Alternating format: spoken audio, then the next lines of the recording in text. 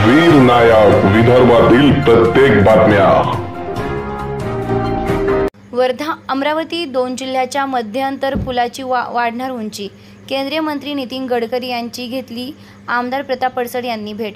अमरावती दोन जिल्ह्यांच्या मध्यंतर पुलगाव विटाळा या वर्धा नदीच्या पुलाची उंची वाढविण्यासाठी केंद्र सरकारने सकारात्मक पाऊल उचललं असून या संदर्भात केंद्रीय मंत्री नितीन गडकरी यांची आमदार प्रताप पडसळ यांनी भेट घेतली आहे। दोन जिल्ह्याच्या मध्यंतरी अनेक वर्षांपासून पुलगाव विटाळा या गावाजवळ वर्धा नदीवर हा कमी उंचीचा पूल आहे। धामणगाव रेल्वे तालुक्यातील वकनाथ विटाळा बोरगाव धांदे चिंचोली झाडगाव झाडा गिरोली सोनेगाव खरडा या गावांची बाजारपेठ पुलगाव असल्याने या पुलावरून ग्रामस्थांना ये-जा करावी लागते। सदर पुलाची अवस्था बिकट असल्याने येथून मोठी वाहतूक बंद करण्यात आली तर दुचाकी वाहने पावसाळ्यात बंद करण्यात येते। नुकतेच या पुलावरून एक जोडपे आपल्या दुचाकीचे नियंत्रण सुटल्याने पुरात वाहून गेले।